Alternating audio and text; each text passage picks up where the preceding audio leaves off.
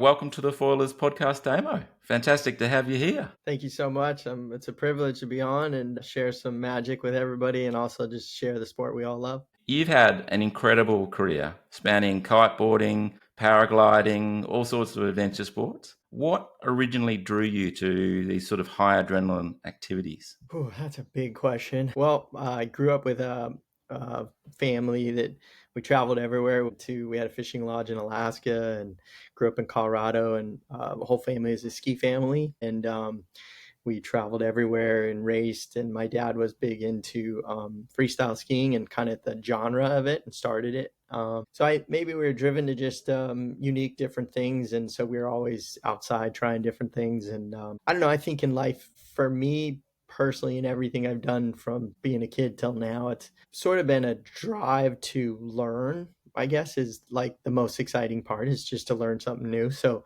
when you get really good at something, you're kind of like good at it. It's fun, but it's also like, okay, what's the next challenge? And I think truthfully, I think that's why foiling when it did come along, it's so spectacular because truly there's so many aspects. It's still growing. I mean, now you got para winging and it's just never ends, right? So you're learning new things all the time and it's just so refreshing and so exciting. So I guess I grew up in a lifestyle that was maybe drawn to being outside and really like striving to learn new things. Yeah. And look, I did a little bit of homework, and there was a fact that came up, and I know, I imagine you know what I'm going to say.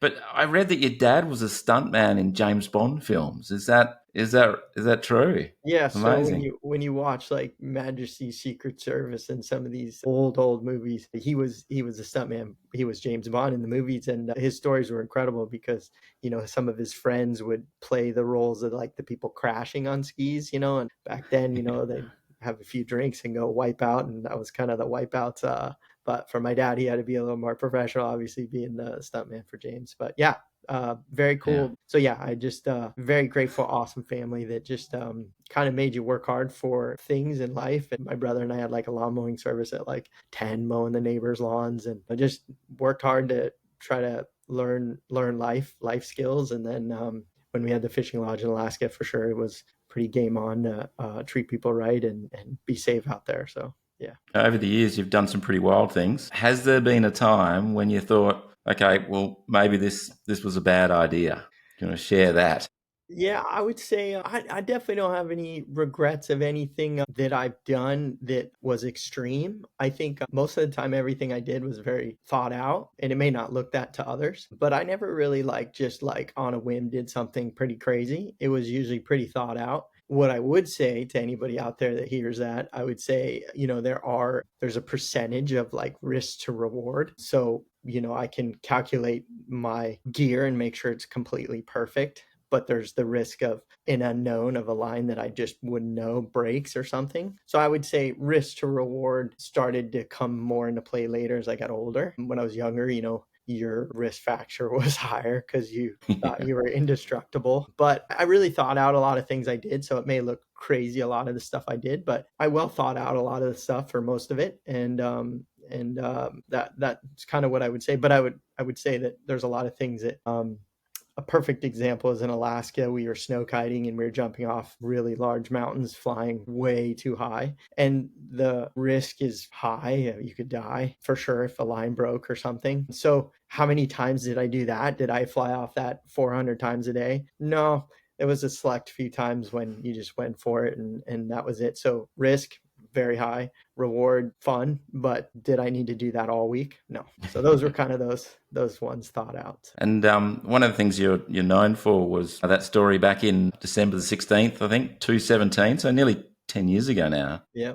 Nick Ziegler, Rich Gardner, and yourself made history by being the first to kiteboard across the Atlantic Ocean from Florida to the Bahamas by hydrofoil. So it's about, 63 miles, about 100 kilometres. The conditions were pretty questionable, from what I hear. Some marginal winds, particularly when we're getting going. And then you got these quite excessive winds. You had tankers, you had seaweed lines. What made you decide to take on that challenge back then? Yeah, that was just another one of those. You get a phone call, and Nick and Rich Gardner were all fired up to just cross to the Bahamas, and I was big into foiling, and I was like, I'm in for sure. I think it'd be great. Yeah, we just you pick a day, you pick a weather condition, and it was very up in the air, but you got all the things in motion, so it's hard to like stop it. And so we didn't have much wind, so we had a delay in the beginning, and they all decided, hey, we need to take some big kites, and I knew it was going to get windier in the Gulf Stream or as we went on, but they couldn't get offshore without some big kites. So I think I wanted to ride like a 13 Contra from Cabrina, and everybody's like, we got to go fins. And I'm like, man, we're on foils. If we get powered up, we're going to be like super powered up. So Yeah. we got the two off the beach, really, got them going. And then I jumped in real quick and caught up to them. And we were good for a while. And then it just got crazy windy, and we were just hanging on. But Gulf Stream changes with currents, and there were seaweed patches. And I remember Rich falling a couple hours into it, and he like needed to get his glasses or something, or goggles. And I was like, oh, I'll just flip around and go toe side and pick him up for him. And I like flipped around, and like my legs didn't even work because you're so locked in going one direction that like you think you can just ride the other. And no, it was a great experience. It was a special thing to cross it and be the first to do it, but also just share it with some friends. And yeah, it was really fun. It was a neat experience. Now we got to test it without a kite and see if we can do it downwinding, or who knows what, on a e-foil. We'll see. Yeah, that was one of my questions. Have you got another adventure like that planned in the near future, or something that it's been sitting there that you've always wanted to do now as foiling's evolved? Yeah, I would say, I'm recent to two new kids, and, your priorities maybe change a little bit, and you focus on family, and we're always striving for something new and exciting. But I would say, yeah, I mean, those kind of challenges are really fun because it's, you're truly in the elements, and what is possible, you don't know. So those are really fun adventures. And if you can surround yourself with good people doing it, it just makes it spectacular. So yeah, I would say I'd love to do it downwinding, or maybe on a cold front or something, see if you can cross from, the same kind of crossing. But it would logistically would be pretty incredible to pull it off. I think it's totally possible, just the right conditions. But yeah, I think it'd be a really fun one to do. You've obviously been foiling for quite a while, starting by the sounds of it with kiting. What was that initial experience like, getting on a foil for the first time for you? Wow, just like everybody else, right? Like the biggest struggle in the world. I would say it kind of came to me. Obviously, I had a big career in kite surfing and competing in everything, freestyle and wave riding and racing, and you name it. But I saw foiling a lot throughout my career for many, many years. In the very beginning, with like it was like Corey Rossler and can't think of the name right now in California. I can't think of it, but kind of there was like 2 or 3 people doing it sort of at the time. Laird and Dave were doing it probably, in Hawaii towing and stuff. But it was a handful of people. We'd see it every once in a while at races, but just never really like was kicking in. And then as the years went on, I was racing in France. And there was hundreds of people, and we were racing, and I was one of the top racers at the time on the big Dagger fin boards. And I remember winning the first few races, and then these guys on some hydrofoils, throw them on. There was like 2 of them, and I'm a crazy athlete at the time, and just go around the first lap and going around, and these guys are just like riding these things like they're sitting in a chair, like drinking cocktails. And I'm like fighting as hard as I can to like stay at the angle. And like, that's kind of when it clicked, like, hey, there's a potential here that like we could maybe be better, or open the door to kite surfing in lighter winds and more efficient and less work. And so I kind of was like, man, there's something here with the racing side. So the second I came back from France, I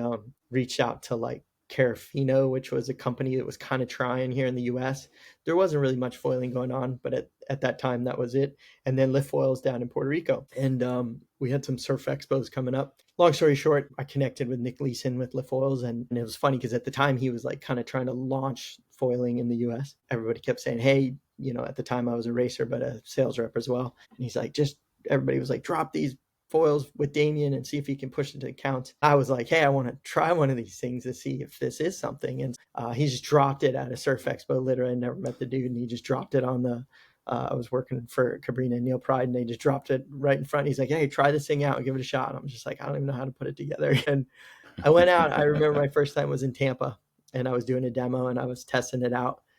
And it was like just the distance of the mast. So I'd like get up for a second, hit the bottom, get up for a second, like hit the bottom. And I started to play with it and realize that you could ride a smaller kite and realize the efficiency and realize the potential. And so instantly I just was talking to all my accounts and was like, man, this is amazing for light winds, amazing for more opportunity to ride kite surfing in more conditions. And then it just exploded from there, because it was like you could ride in winds that you didn't think you could ride in and ride powered up and have fun. And then it was just like a races to, I mean, I remember drilling holes on my SUP and taking a foil to Chicama. I truly probably think I'm one of the first to take it to Chicama. Didn't know what I was doing, but drilled 4 holes in a SUP and went and rode Chicama and on the most first foil at the time, and yeah, I just took off from there. And then I think what really did it was Kai Lenny showing that you could foil and get onto another wave. I think that was the turning point of what took foiling and just took it to that next level. And I think, Dave and Laird and all those guys back in the day, they were onto something special way ahead of it. But I think, I think that's what kind of kicked it over. People were like, what just happened? You can catch 2 waves in one. So I think that's where it all kicked off. And when did you try wing foiling? And what was that transition like from kiting? Yeah, that was like in the very beginning when we first started seeing the wings. We were like, okay, we got to try this. And it was like, we're riding our race boards that are like, 18 liters or 10 liters or whatever they were. And we just could not get up. We just couldn't do anything. And of course, at the time, there was only 4-meter wings because that was the only first size everybody made. And we were just trying, and we were like, this is never going to take off, because it was like we had 2 small boards, we had race foils, and we were just struggling. And we like had one day that was like almost like I think it was a hurricane, but like rolled by us, and it was blowing like 40. And we're in this intercoastal because we couldn't do it in the ocean because it was too choppy. And when it gets that big and that windy, we weren't that skilled.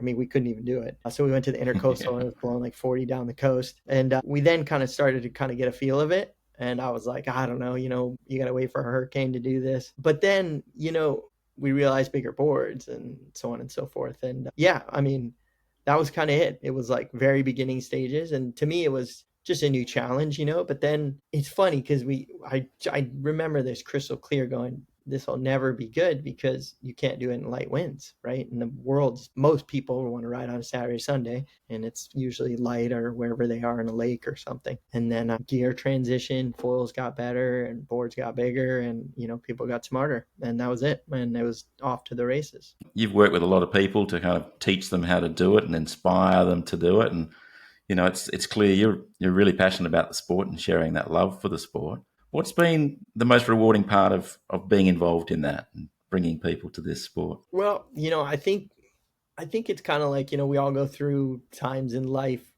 I would say everybody's got a struggle, maybe your work or relationships or, anxiety or who knows what it is. But, everybody goes through something. I don't care who you are or what you look like or if you're a celebrity or non-celebrity, you're going through something. I'm sure of it. And I just felt like at that time the pandemic hit and we were into it. And I met a dear friend, Gwen Latuteur, who just went off to the races and reached out through Instagram, was like, hey, I want to film you. I was like, sure, come on up. And we kind of had I saw he just had a lot of drive, and he had the same passion, which was like just wanted to share good things for people and no direction towards money, no direction towards any personal, I would say, gain. It was just more like, hey, let's do good things, see what happens. So he was incredibly talented at everything. For everybody out there, you'll laugh at this, but he was like, I don't want to be in front of the camera.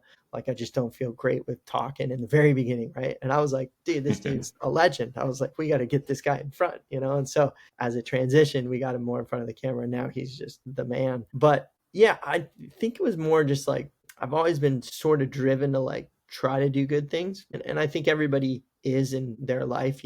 If you really think about it, you go through your day and you give people compliments or you lift people up or you give them information, hey, this is how I use my Excel or this is whatever. That's like I think internal for everybody that you want to help. And so that's kind of where it started, was just, we just wanted to have a good message and help people and share the struggles. And it kind of took off and we enjoyed it. It was more to just share good information, help people. And so pretty awesome feeling to help people and, go around and people are like, oh, I watch your videos and stuff. And really it's neat to help people. we struggled hard in the beginning. So I could have used some videos then. Yeah, yeah. I think I always feel that everyone that learns to foil thinks they're taking the longest amount of time to learn it when we've all struggled. And the trouble is, when you're learning, there's always people flying around. It looks so easy, and you get on, and it's like driving a car for the first time, and everything's happening at once, and you think, I'm never going to get this thing, And Yeah. then if you persevere and you get there, and you're watching other people struggling with it, and supporting them through it, because it's Yeah. tough. It's not easy. I think the easiest way to describe it is like you can go to the gym every day and just go work out. Conditions are always the same, weights are always in the same spot. Foiling, man, the winds are going to be different. Conditions are going to be different. Could be wavy, could be non wavy, could be seaweed, could be the wrong direction, could be gusty. So, yeah, it's a challenge. It's like exciting because you don't know what that day is going to bring. And I think that's what draws people to it is just the fact of you're riding the unknown and every day is different, and that's what makes it so hard and so amazing. And look, as I was saying, you've worked with lots of people. What are some common mistakes that you see for new or even experienced foilers make? And what should they be doing differently commonly? I'd say there's two that stand out like crystal clear. One is, you're an athlete or you're physically fit. Oh man, I got this. Just give me the good board and give me the good wing and give me and then they just struggle because they're on a two performance foil and it's too small and the board's too much, they can't stand on it. So I would say like people not choosing to take the easy gear and the beginner gear in the beginning is like number one mistake, because just learn the basics. It'll help you a ton. And then you can transition fast to the gear that you want to be on. And I always say that, but that beginner gear can go to somebody else and you can sell it to that person who's going to go through that learning curve. And then you can be on whatever you want. And you've gone through that process. I'd say second would be buying used gear that if you don't really know what you're doing, you can ask around and hopefully get guided to the right direction. But I would say there's a lot of used gear that's really good price, but it may be a really good price because it doesn't work or it's not going to help you in that learning process. So to me, those Yeah, are the two yeah. that stand out big time is, and then again, exactly. You've already said it in this chat is, you see everybody riding around. You're like, man, why can't I do this? I mean, I've done it for 2 days and it's like, well, it may take you a couple more than 2 days. It's like, Yeah. it's my dad always said it when we were younger. It was like people used to ski on the weekends and they'd ski, 5 weekends a year. And they're like, man, I'm just an okay skier. It's like, well, move to a skier and ski every day and you'll be a good skier. But if you ski on the weekends or a couple weekends, you're only going to be as good as the amount of effort you put in. So it's the same thing with wing foiling is you got to put your time in to be good at it. So Yeah. Practice and more practice. And yeah. the sport's evolved and there's lots of different disciplines now. Where do you see the biggest growth happening? I mean, there's wing foiling, there's downwind foiling, there's para winging, there's prone foiling, there's pump foiling. What's on trend in your sort of area, in your circle? Yeah, well, here's what I'd say. I'd say right now, what I believe is the next generation. I do believe parawinging is going to really kick off. The struggle is, can you do it in really light winds? And again, everybody's like, all right, under 15 is pretty tough. But again, we said the same thing with winging. I'm sure it'll get there. But I would say it has its challenges. It's not as easy. It's a challenge for me, so it's exciting because it's new. But I would say, it's a really tricky time, I think, in the water sports industry because if you go to a dealer, for instance, a shop who has all this product, it used to be you sold kite surfing or windsurfing. Now you got e-foiling, downwinding, parawinging, towing, kiting. I mean, the list goes on. Prone surfing to pumping to it's insane. And if you really think about it, e-foil, it's like, it's always a new niche or a new thing that's coming in. So your question's perfect. I would say I see places like Hood River in Hawaii and really windy places, maybe some parts of Australia. Parawinging is definitely going to take off because the true freedom of, I think the true passion of foiling, in my opinion, is true foiling, which means just straight up, you're on foil, the cleanest, most efficient, nothing in your hands, and just riding the energy.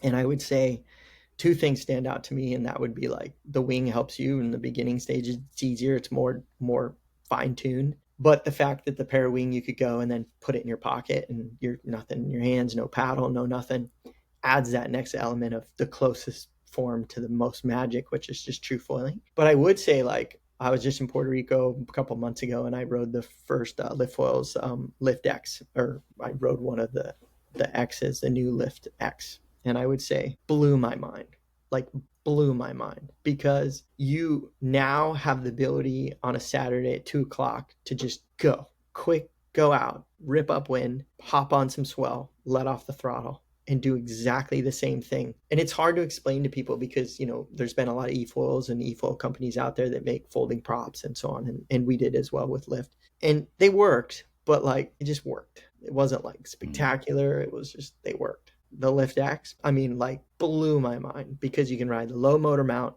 and it feels like you're prone foiling. And to me, I just look at that as like another level for people out there to go, okay, maybe I can't pair wing. I don't have time to learn wing foiling. I can squeeze the throttle and just do exactly what Kai is doing, or somebody that's a ripper out there on a foil. And I see that door opening. I see wake foiling still growing because now you got, people that were behind the boat wakeboarding. Now all they want to do is foil. Yeah. It's an exciting time. I would say, I think pair winging's got something coming. I do believe the e-foil is the easiest way for people to get started. You're in control of it. You can take it at your own pace. I think wing foiling and kite foiling and even prone foiling is a lot harder in the beginning because you're of energy of wind or wave energy, which is really hard to learn how to manage. To answer your question, I would say that's kind of see things going. And what about the foil assist systems? Obviously, you've got the e-foils, but then you've got these foil assists. And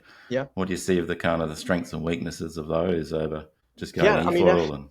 That's a great question. So here's what I'd say on the foil assist. I think, let's go even further with that and say foil assist and like the amp from Flight, which is just the propulsion through the board. So where I see the benefits are, they're amazing because they give you, again, that assist into a wave or an assist into a bump. But where I see the negative is like, again, it's Saturday at 2 o'clock and I don't have waves right now, but I have wind. Well, I either with an assist have to go still get a shuttle. I got to go out, get in the swell, catch the bumps, but I can't go upwind 10 miles because you got to be like incredibly able to ride the mass distance of an assist of any type upwind through chop. You're just like in and out of it. It's really hard to do. It's hard to do downwinders, we'll say, in swell or lakes with the assist or a foil drive or something of that mast higher, motor higher. So I look at that and I go, well, it's great because it gets people in doing that. I think the assists, in my opinion, are incredible for when you have a perfect wave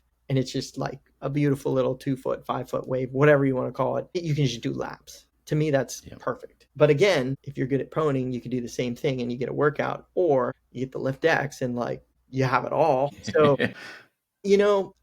I would say they all have their place. I would say, I think, the amp is a little more nichey for a very performance person who's just, surf based. But again, all these aside, I think the true passion is to get to that free foiling of the cleanest, most efficient, just free foiling or free, just a wing and a mast and the board. And, if you can make that as perfect as you can under your feet with whatever apparatus you're on, I think that's the direction you all go for or strive for.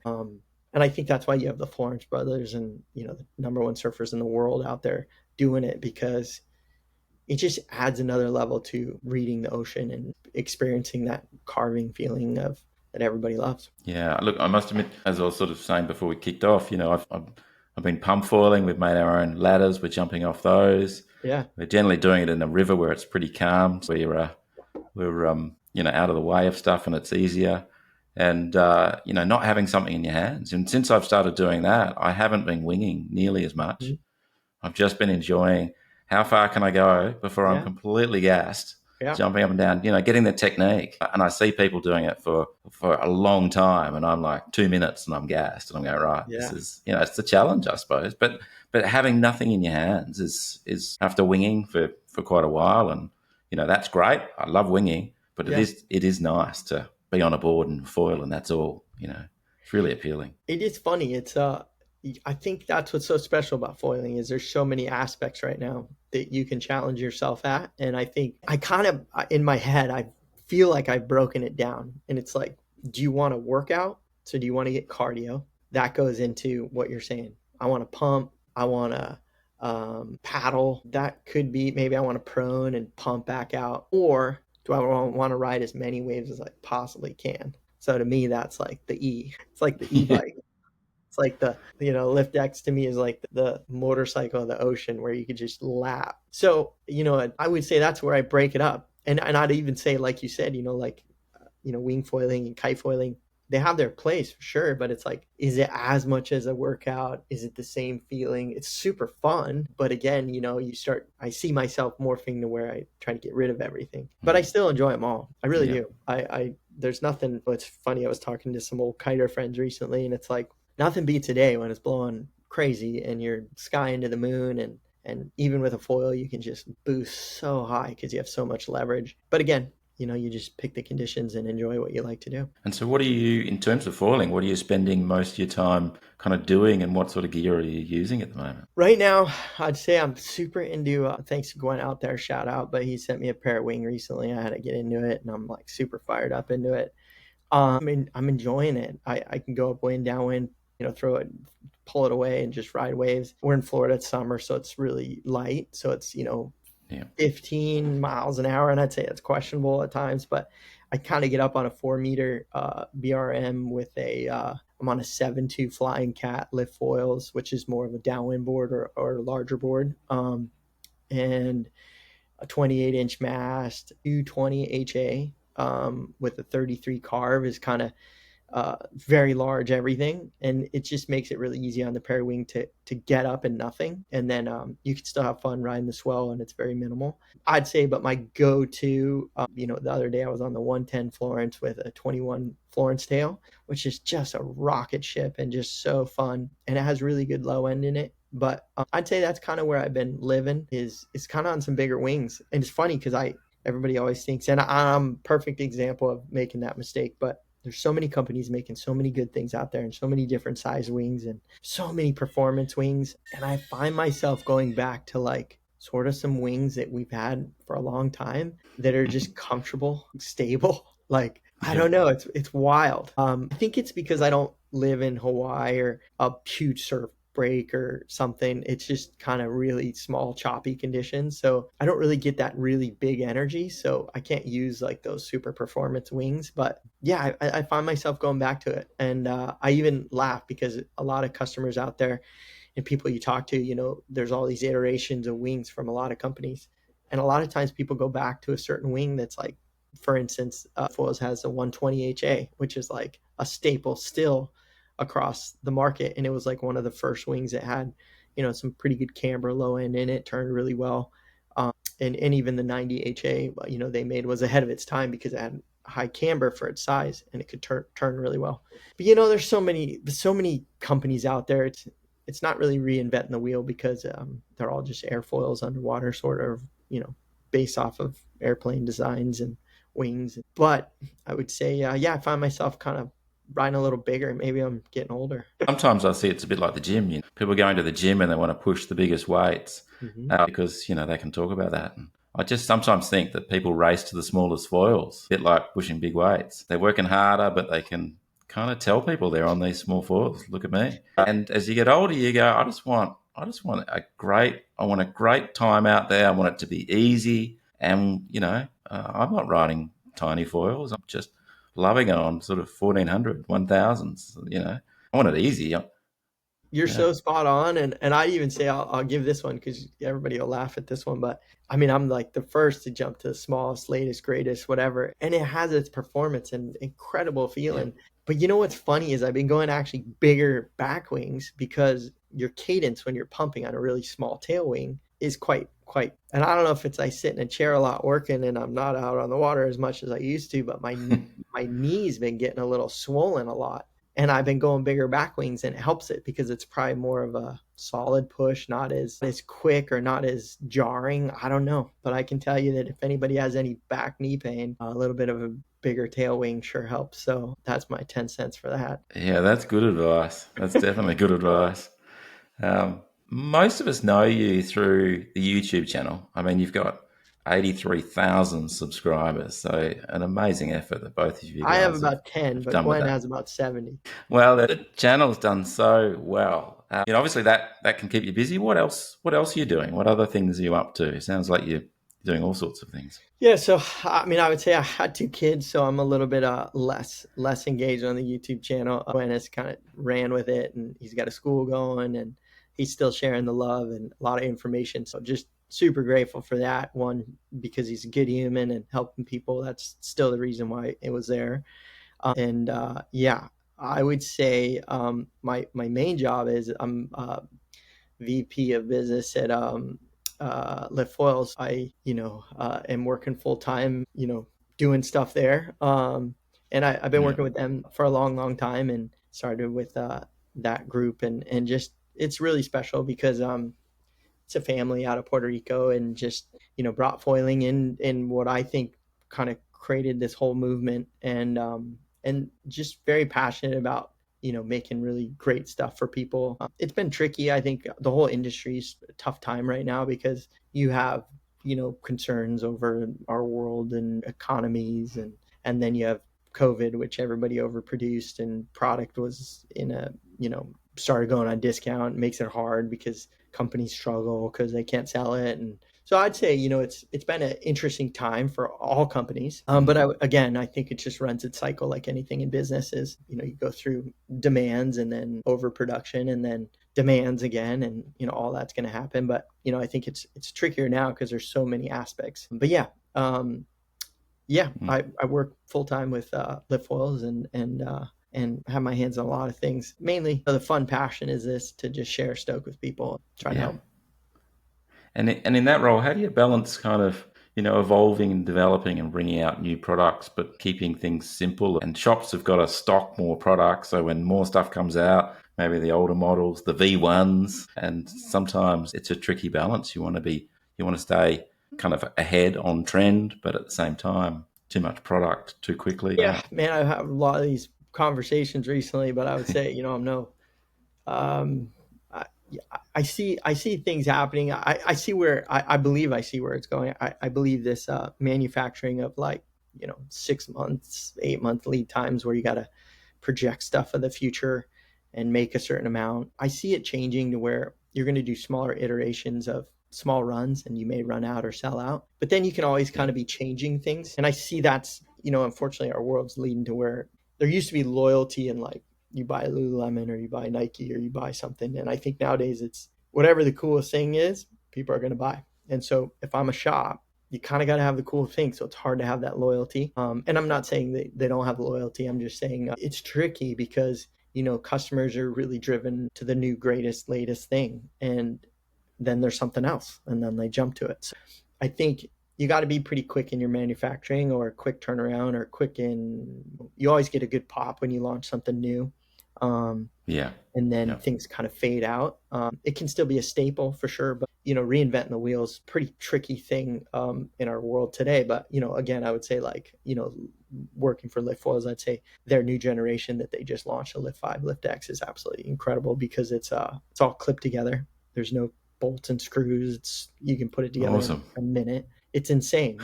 Yeah. So do I think there's still evolution coming? For sure. I mean, yeah, it's just, I mean, I look at that truly, and I work for the company, but I say it with respect. It's like, the clip together part, people are like, oh, that's cool. Do you really need it? Okay. I see things differently going, safety side, this can be on all the beaches where people go click, click, click, click, battery clip in, and you save somebody in a short amount of time, versus launching the jet ski out of the surf. Or there's so many ways that this could lead to better things. Foiling could lead to more efficiency in boats and less gas usage and helping our world. I mean, there's a lot of things. I mean, it's bigger ideas, but definitely a lot of opportunity out there. Yeah. Yeah, it's pretty exciting. Anything I haven't covered before I do some quick fire questions for you? Anything you want to cover that I haven't covered? No, I mean, I would just say, to anybody out there that's, on the fence, or looking to better their life, and you have a fear of maybe going to the beach or being in the water, or you think you're too overweight, or you think you're not capable or not strong enough, man, I challenge you 100% to just go, start. Even if it's just starting to watch it, you never Yeah. know. Somebody may grab you and it may change your life. So I'm 100%. the same. Look, I see people because it's one of those sports that when you're setting up, people are asking you questions because it's interesting. It's like, what's all this about? And I'm like, well, give it a go. Go and get some lessons. Yeah. They're probably not going. They're not going in the ocean as much. They're going in like the river here in Western Australia. But people in their 70s, getting on to 80s, and they're going out for a session. They're coming back, having a rest, and they're going out again and over again. And then in the break time, they're chatting. It's social. There's a community down there, and it's just fantastic to see. And you see people walking past, and like you said, I think people sometimes think, well, I can't do that, but everyone can do it. It's just, get the right gear, get the right advice, Yeah, I think I Yeah. agree. I think everybody can do it. And I just think at first, when you look at it, just like we always got to remember when we first looked at it. I mean, I looked yeah. at it and was like, I don't know if I'm going to do that thing, but I'll give it a shot. Yeah, we Yeah. always forget that. But we did the Yeah. same thing. I Yeah. remember putting it together going, this is crazy. Yeah. Yeah. I remember the thing just throwing me off. And I remember it rising up for the first time, and my brain said, jump off this thing. It's not safe. And Yeah. that, because I windsurfed for a long time. So the holding the wing bit, that wasn't really an issue. It was a bit different, but Yeah. this thing rising up under my feet, there was something in my head saying, this isn't good, Pete. This is not good. And then eventually you relaxed, you got it, and you got like a run for a few meters before you Yeah. crashed, and it was like Yeah. just every little bit further you got, and then you're like, I need to learn how to turn around, and you nearly do your first jibe, and that's like to you a jibe, and it's Yeah. like, wow, that's amazing. Next time I'll get it. Yeah. It's so exciting. I just love it. I Yeah. remember a million people that taught to E4 or taught to 4 or whatever, and you'd shoot a photo of them right in the very beginning, and they got their hand way out in front, right? Like you're trying to like counter the balance over the front. I always laugh because I remember my dad like shooting a photo. And he's like, man, put your hand down, act like you're cruising. I'm like, my hand can't go down. It has to stay there. It needs to balance me out. And it's like, it's funny how these things you look back on, and it's like, keeping that weight over the front, you do things you like. It's a trip. It's a great experience. All right. So some quick fire questions for you. All right. What's your favorite place to foil? Oh, this one's an easy one, but your home. You can't beat your home, where you just go out, throw your gear out. Your conditions. You just go enjoy it with usually your friends and family around. Yeah, so to me, it's Jupiter, Florida when it's on. It's a beautiful place. What's one thing you wish you knew when you started foiling? Yeah, I just wish I knew the right gear I should be on. It would have sure made things quicker. I can tell you that. Yeah. Took me months and months to figure this sport out. Best advice you've ever received about foiling? Best advice. I'd probably say Nick Leeson, who dropped it on the floor and said, "Give this a go. Yeah. Give it a go." What's the most rewarding thing about foiling for you? It's just, I don't know how to describe that to people. It's the feeling. Like, it's like, it's so efficient, and so it's like you're flying. And it's funny because I'm a pilot and flying's fun, but I don't know if it's because you're like hovering like right above the surface, and you're feeling like, I think it's a feeling like, and I say that like, I know this is supposed to be like quick questions, I'm sorry, but Yeah, that's all right. wing, kite, e-foil, like downwinding, like every one of them has this like, and maybe that's the feeling of foiling. I don't know. Something, just that feeling is so awesome. That energy, that I don't know. You're like this perfect in motion flying hoverboard. I don't know. I think Yeah. it's just a feeling of foiling. Yeah. Yeah. And a tricky one, but describe foiling in 3 words, or what 3 words do you associate with foiling? I think I'd have to go 4 words, but I'd say a gift to life. It's a Yeah. gift. It is. We're privileged to be in a time to have this in the realm of what we can do in our world, for sure. That's true. It's a great time to be out on the water with this sort of technology. Yeah, it's fantastic. Sure. Yeah. Thank you so much for your time. It was great to chat to you. I'm sure everyone's going to enjoy listening. Yeah, Really Pete, fantastic to appreciate chat to you. Yeah, Yeah. no, I'm just grateful to be on, grateful to help, and as everybody else, just it's really, it's neat to be in this time in our world where we do have these abilities to do. I mean, I look back at my dad's generation and his grandfather's generation, and it's like, and we have it so good, and yeah, it's beautiful. Yeah. Thanks again. Thank you so Yeah. much.